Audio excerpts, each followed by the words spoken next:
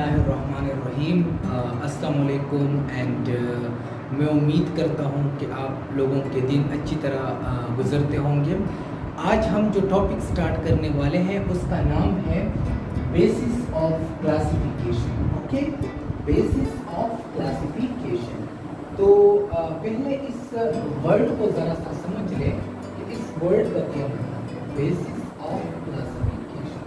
सो basis का मतलब ये होता है कि किस बेस पर, ओके, किस बुनियाद पर। ओके, बेस का मतलब होता है बुनियाद, ओके, बुनियाद। ओके, और यहाँ पर हम बेस से जो मतलब लेंगे वो मतलब ये होगा कि which characteristics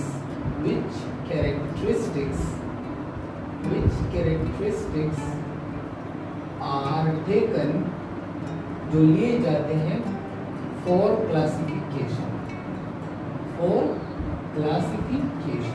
Okay? So this is the meaning of basis of classification. कि कौन से ऐसे खूबियाँ जो है वो हम लिविंग ऑर्गेनिजम्स में ढूंढेंगे जिनकी बुनियाद पर हम उनको क्लासिफाई करेंगे। डेफिनेटली अब हम अगर किसी आम या डेली लाइफ की हम मिसाल ले लें, तो जब हम किसी चीज़ को क्लासिफाई करते हैं कि हमारे पास जो है बहुत ज़्यादा चीज़ें हैं और हमने उनको क्लासिफाई करना है, तो हमने कोई बुनियाद रखनी होती है। ठीक है, कि ये चीज़ें जो है ये फर्नीचर है, ठीक है, ये चीज़ें जो है ये पर्दे वगैरह है, ठीक है, और इस तरह और चीज़ें जो है, ठीक है, जो सैनिटरी का सामान होता है, तो इनको हम अलग अलग रखते हैं। और ये हम किस बुनियाद पर करते हैं, वो हम जिन बुनियाद पर करते हैं उनको हम अब एक एक करके पढ़ेंगे। सो लिविंग ऑर्गेनिज्म को हम जिस बुनियाद पर क्लासिफाई करते हैं उनमें पहला जो कॉन्सेप्ट है वो है on basis of habitat. Okay, on basis of habitat. Okay, on basis of habitat हम उनको क्लासिफाई करते हैं। अब जो है हैबिटाट का मतलब क्या होता है? हैबिटाट का मतलब मैंने लिखा भी हुआ है कि it is place for living. ठीक है, अभी मैं इस कमरे में अभी इस वक्त मौजूद हूँ, तो ये कमरा जो है ये मेरा हैबिटाट है। ठीक है, आप लोग अगर स्कूल में हो तो आपका स्कूल आपका हैबिटाट है। इस तरह अगर हम देखें एक लाइन को, तो लाइन जो है वो फॉरेस्ट में रहता है, तो उसका हैबिटाट जो है वो फॉरेस्ट है। इस तरह एक माउंटी जो है वो ट्री में रहती है, तो उसका हैबिटाट जो है वो ट्री है। तो इस तरह जो क्लासिफिकेशन है उसकी एक बेसिस जो है वो ऑन बेसिस ऑफ हैबिटाट है, यानी प्लेस फॉर लिविंग, जहाँ पर लिविंग ऑर्गेनिज्म रहते हैं। ओके, सो ये किसने प्रेजेंट किया था? ये कॉन्सेप्ट जो था ये प्रेजेंट किसने किया था? तो आपने पहला हेडिंग बनाना है presented by. Okay, presented by. तो ये जो है ये प्रेजेंट किया था एरिस्टोटल ने। ओके,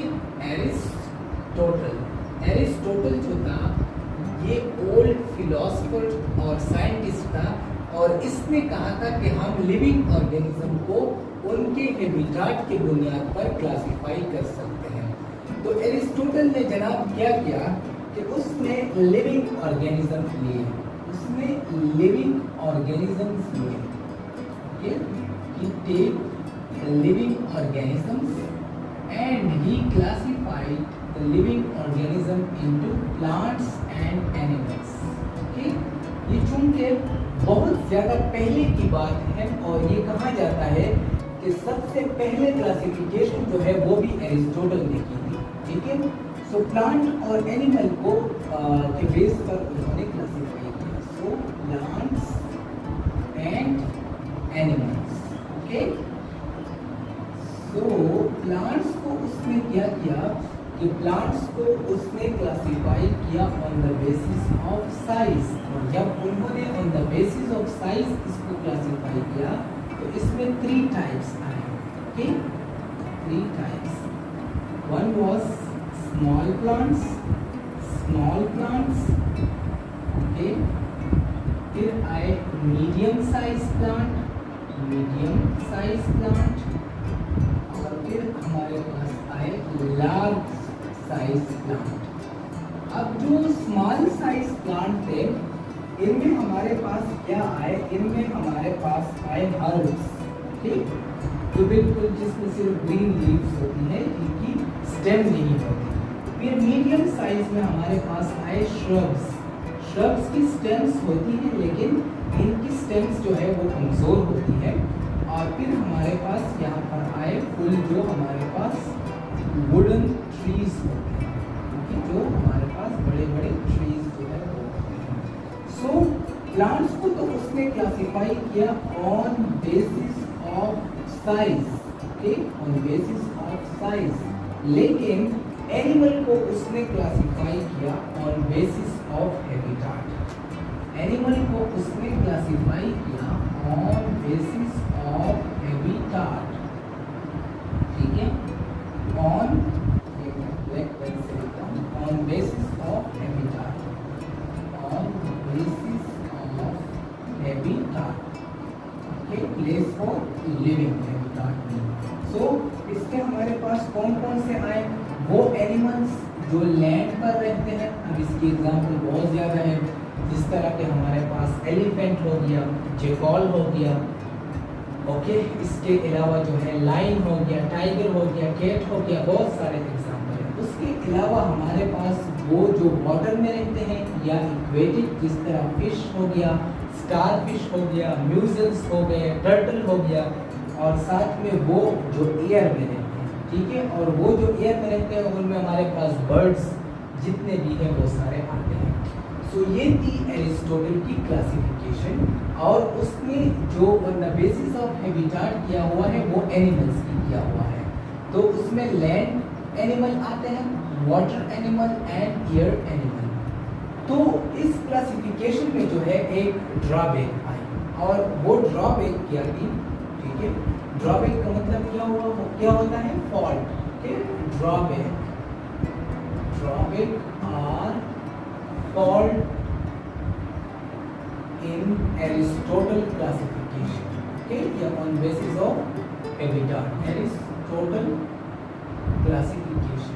और वो फॉल्ट क्या थी कि हम सिर्फ हैबिटाट के बुनियाद पर, ठीक है, दो एनिमल्स जो हैं उनका हैबिटाट एक है, तो इस बुनियाद पर हम सिर्फ उसको एक ग्रुप में क्लासिफाई नहीं कर सकते। और उसकी एग्जाम्पल हमारे पास क्या है, एग्जाम्पल ये है कि फिश एंड टर्टल, ठीक है, टर्टल जो है कछुआ, जो पानी में रहता है उसको हम टर्टल कहते हैं, जो लैंड पे रहते हैं उसको हम टोर्टाइज कहते हैं। Fish and turtle can't be classified in one group, okay? अब देखिए फिश जो है और टर्टल जो है, इन दोनों का हैबिटाट एक है, और ये दोनों जो है ये वाटर में रहते हैं, ठीक है, फिश और टर्टल दोनों वाटर में रहते हैं। और एरिस्टोटल के मुताबिक अगर किसी लिविंग ऑर्गेनिज्म का हैबिटाट एक हो तो वो एक ही ग्रुप में आते हैं।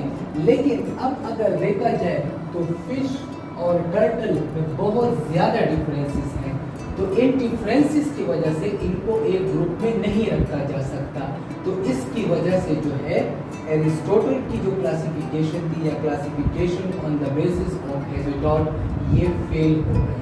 This hypothesis or this theory was failed, okay?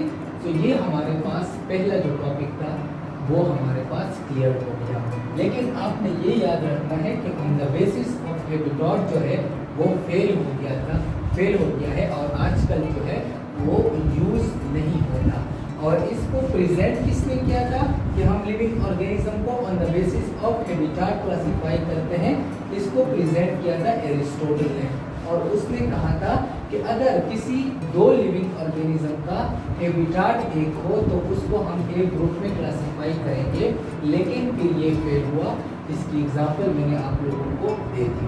अब हम चलते हैं अपने दूसरे टॉपिक की तरफ, और वो है on the basis of physical properties. या physical characteristics, okay, on basis of physical characteristics. Physical का मतलब क्या होता है? फिजिकल का मतलब ये होता है कि जिसको हम अपने आंखों के जरिए देख सकते हैं, physical characteristics, okay. So physical characteristics के बुनियाद पर हम लिविंग ऑर्गेनिजम्स को किस तरह क्लासिफाई करते हैं? हम उनको इस तरह क्लासिफाई करते हैं कि हम इनमें लेते हैं prokaryotes and eukaryotes, okay, prokaryotes and eukaryotes, okay, prokaryotes and eukaryotes. अब जो है वो ऑर्गेनिज्म जिनके अंदर प्रो का मतलब होता है प्रिमिटिव या प्रो का मतलब होता है ओल्ड और कैरियन का मतलब होता है न्यूक्लियस। तो ओल्ड ऑर्गेनिज्म में न्यूक्लियस जो था वो नहीं था या मेम्ब्रेन बाउंडेड न्यूक्लियस नहीं था, और यू का मतलब होता है ट्रू और कैरियन का मतलब होता है न्यूक्लियस, यानी इनमें मेम्ब्रेन बाउंडेड न्यूक्लियस मौजूद होता है, ठीक है। तो प्रोकैरियोट में हमारे पास कौन सा किंगडम आता है? हमारे पास किंगडम मोनेरा आता है, ये हमने कल किया भी हुआ था। और यूकैरियोट्स में हमारे पास protists, okay, protists, fungi, plantae और एनिमेलिया आते हैं। तो इस तरह हम जो है on the basis of animalia prokaryotes and eukaryotes classify करते हैं। ये तो हो गई एक बेस।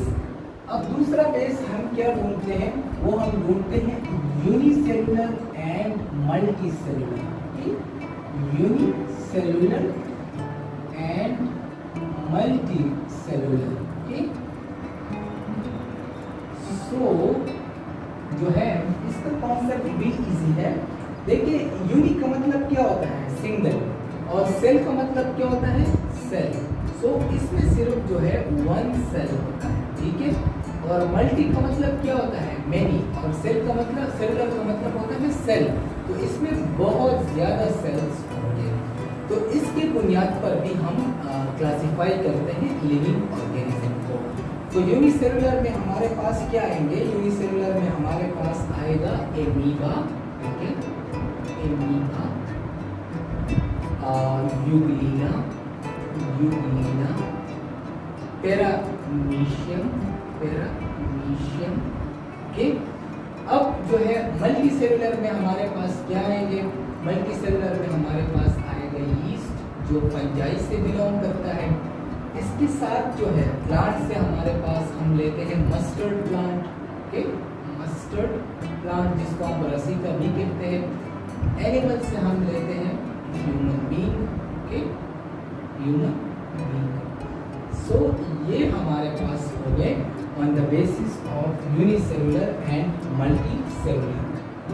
अब फिजिकल कैरेक्टरिस्टिक में तीसरा कैरेक्टरिस्टिक कौन सा है?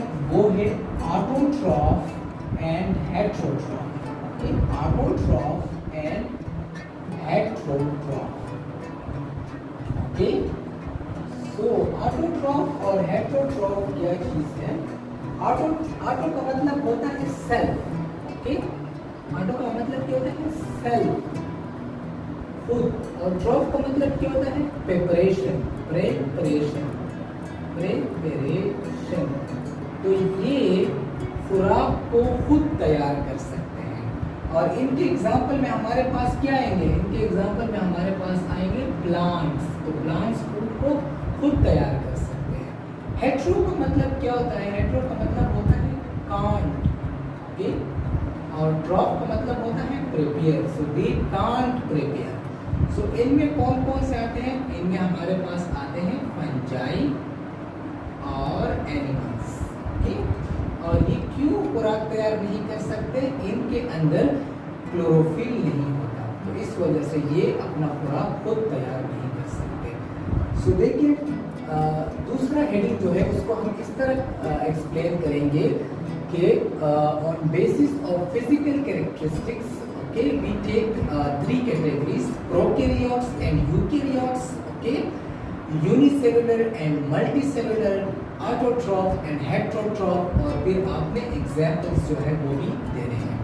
तो ये हमारे पास हो गया हमारा दूसरा heading. Okay, and now we are moving toward our third heading, and that is the last heading of our today's session. Okay, so आपने जो है बेसिस ऑफ क्लासिफिकेशन जो है उसको 3 हेडिंग्स में डिवाइड करना है।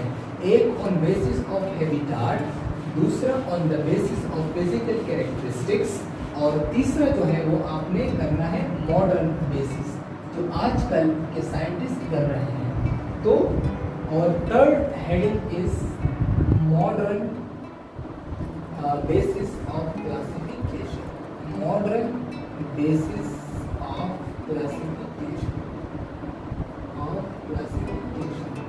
तो मॉडर्न बेसिस जो है जनाब, इनमें हमारे पास इस्तेमाल होते हैं